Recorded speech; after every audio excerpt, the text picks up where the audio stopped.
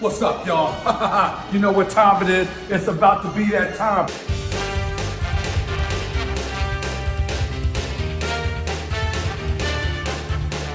Damn, son, where'd you find this?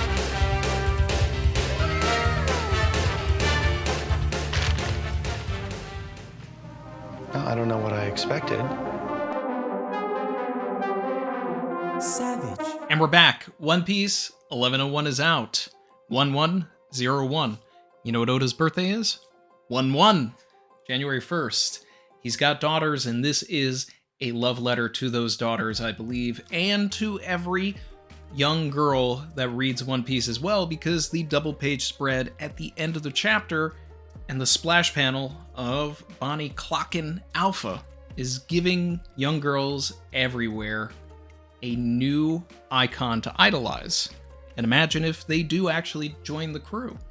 This is a wonderful flashback for that particular character, somebody that we met going as far back as around chapter 498. It's not someone that we just met in 1101. This is a character that has been in the series for almost 2 decades. With so many ones going around, we wanted some mirrors and callbacks to chapter 1, and we did get those. Chapter 1 ends with Luffy setting out on his journey and punching the Sea King. Chapter 1101, 1100 chapters later, ends with Bonnie setting out on her journey and punching Alpha. So in both instances, the protagonist of both of those stories is clocking somebody that deeply wronged them. The Sea King ate Shanks' arm. Alpha kept all of those letters from Bonnie, which is one of the worst things in the series.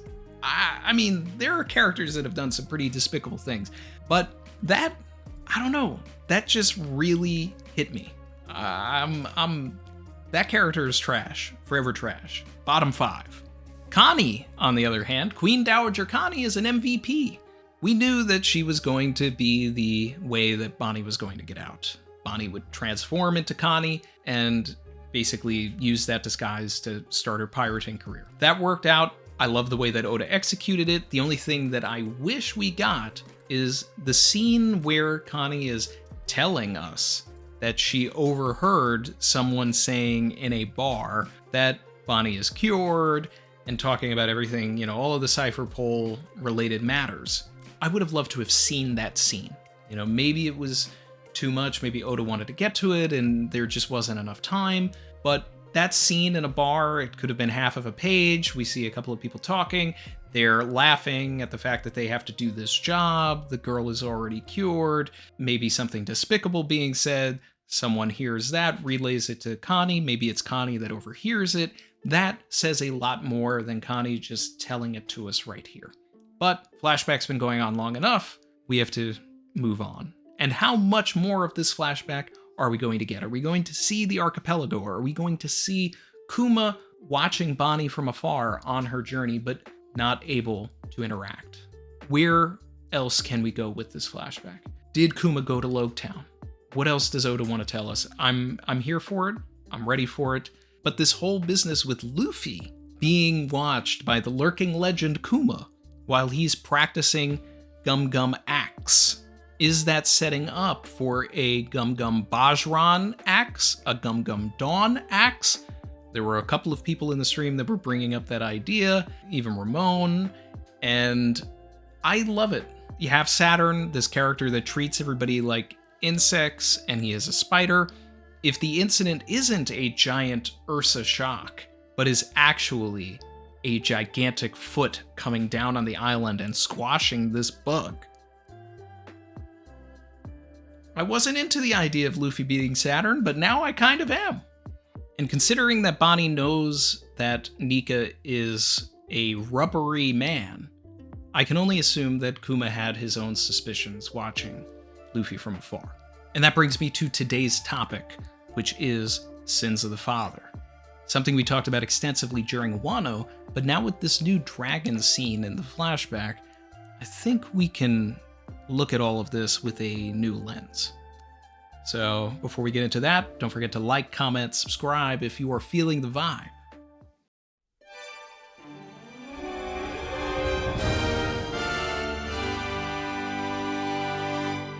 The sins of the father is a common theme in media. You see it in a lot of things. But it basically says that, all right, you've got character A is wronged by character B, but something happens to character B where character A can no longer get revenge on character B because they're either dead or gone or anything, but their offspring, character C or B2, is now the replacement for this anger. So character A now takes out all of their aggression on this new character that never did anything to them, but they are just the spawn of character B. Character A in this instance, and in all instances, is the world government. If you are against the world government, guess what? You're getting wiped out. And a lot of that is really a topic of this particular flashback to begin with. It's something that we've seen in all instances. It started with it. You had Clap getting clapped just because he is a buccaneer. Sins of the father, Kuma becomes a slave because his dad had a certain bloodline.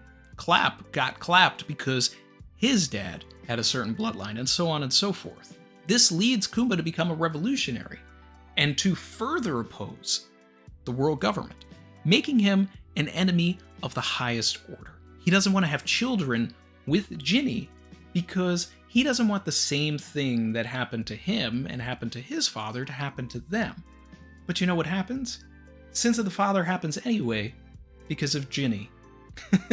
Ginny ends up having a baby throughout all of the circumstances around that, and Kuma ends up with Bonnie. But if people knew the truth about Bonnie, which I'm not so sure the government knows yet, which maybe the flashback will continue in that direction, and we will have somebody realize that Bonnie is actually Ginny's child, which means they are actually character A's child, whether that's Saturn or some random celestial dragon, it doesn't matter. But by going back to the lower world, would they just execute Bonnie because they're impure now? One of the strongest instances in this story, and I think this actually informs what Dragon is talking about in this chapter, is Roger. So Roger was considered the worst criminal in the world, a title that is now held by Dragon. But Roger was the Pirate King. He went and had a child with Portgas D. Rouge, and the entire government spent 9+ months looking for that spawn. In all of the blues and all of the Grand Line, chasing down all of Roger's girls in every area code, trying to see if he had any blood still out there. This child was being hunted simply for existing. The world government was so afraid of what that child could become, that child's potential, that they needed to snuff it out before it even became an issue, before it even became a problem. It's why Terminators get sent back in time to take out John Connor. It's like, we gotta stop this before it becomes a problem. Now, Dragon, knowing what happened to Roger, and probably knowing about Ace in the first place, because him and his dad talk. There's no animosity between Garp and Dragon that we know of. In post Enies Lobby, Garp talks to Luffy and says, "Hey, I saw your dad," and he doesn't sound angry about it or anything. It's just like, "Oh, hey, you saw your dad, huh?" But I wonder if there was a conversation between Garp and Dragon that went something along the lines of, "Hey, look, you might be doing this Revolutionary Army thing and all of that, and now the government hates you, and that's whatever you're doing. But I saw personally firsthand what happened with Roger when he had a child. So my recommendation to you, Dragon, is to hide this kid.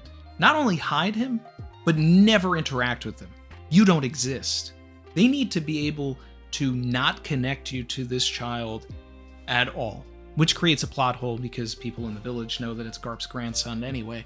Or given that Garp is more like Luffy than he is Dragon, this whole idea and concept of hiding Luffy could have come entirely from Dragon, and it's just something that Dragon asked Garp to play along with. Hey, I'm doing this, and I need you to fall in line. And Garp was probably like, oh, yeah, I don't know if you need to do all of that, even though he saw everything with Roger.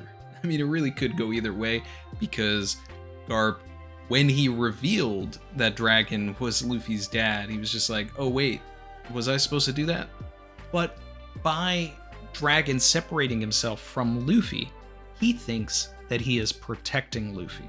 This is Batman, this is Spider-Man, this is every superhero that dons a mask. I need to protect my secret identity, because the moment my enemies know that I have a weakness, that I have a child, that I have a wife, that I have this, that, whatever, they're going to immediately target that. So he stays away. Luffy doesn't even know that he has a dad. Doesn't even realize that his dad is actually protecting him by not even being around. And that speaks more to the ruthlessness of the world government than anything else. The fact that the world government needs to get taken down, because they are the source of all of these issues. If the world government wasn't in place and these stupid rules weren't in place, all of these fathers would be with their children. Yasopp may be following this same code, not wanting to associate with his child to protect them. Maybe that's a stretch. But there are still a lot of sins of the father scenarios that go beyond that. Cobra and Vivi now, right? Cobra is dead, and the world government is after Vivi. Sins of the father. They probably want to wipe out the entire Nefertari bloodline. Even Doflamingo was a victim of sins of the father, simply because his dad was a celestial dragon. Even if he was a good one, Doflamingo was basically crucified for being a celestial dragon. That's still sins of the father. And you get to see the darker side of that with Doflamingo. Everything between Momo, Odin, and Kaido, sins of the father. But there's a deeper layer here with Garp.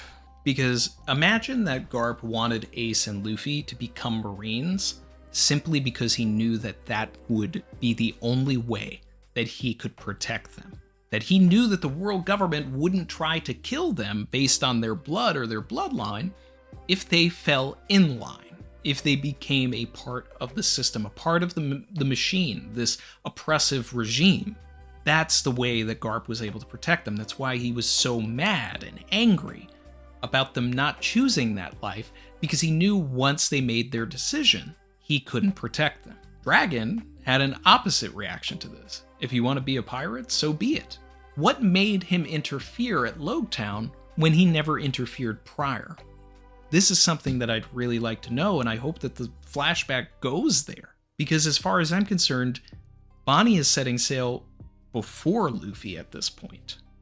Or at least around the same time. I guess it could be fun if it was something like Bonnie setting sail while the crew is at Syrup Village. And then, we can cut to Logtown after that or something. I don't know. But this Sins of the Father theme is also why a character like Ace had such an existential crisis. A crisis of existing. Should I have been born? Being told that they are a burden. They have the blood of the devil. All this kind of stuff is not something that a child should feel. And it's things like that, which is what's going to make the end of the story that much sweeter when the world government gets taken down. And that's going to wrap things up, guys. Thank you so much for joining me today. I hope you got something out of this video, something interesting, something new. Going forward, our live reaction streams are going to be eliminating the reaction part of it. I'm pulling that for 2024, and I'm going to start with the next chapter, which will be releasing on Christmas Eve. So we'll be streaming on Christmas Eve, but it's going to be a discussion stream. I'm going to come into the stream having already read the chapter, and we'll be able to get right into it. And part of that, especially for that particular stream, is respecting everybody's holiday. We're going to have our little savage Christmas party and all that, and talk about the chapter and hang out for a little bit. But I think I'm going to continue it into 2024 and just see how it works, and if it makes my Sundays a little easier. I've really enjoyed doing the live reactions, but I think it's a little tougher being official now, and a little unfair to everybody, because I think people are waiting for my thoughts, and then they have to wait an extra 30 minutes for me to actually read the chapter. So if you're already waiting until Sunday for me to talk about everything, let me come into everything with my thoughts kind of formulated. And then we'll share things and you'll bring yours to the table if you come to the streams, and we'll take it from there. I'll be testing out a system where I'll still record my reactions, but it may be members-only content. Still figuring out the mechanics of all of that. But ultimately, that's it, guys. Thanks so much. The next chapter is the last chapter of the year, and what a year it has been. Plan on doing a wrap-up stream, ranking the entire year and the chapters that came in it, hopefully with Chrissy, sometime during the holiday break. That'll be fun. We've done that for the past couple of years, so we'll bring that back. And stay tuned for other videos and streams. Community posts and Discord will keep everybody updated. Links below. Thanks again to everybody that supports the channel, all of our members. Appreciate all of you, and I will see you soon. Like, comment, subscribe if you are feeling the vibe.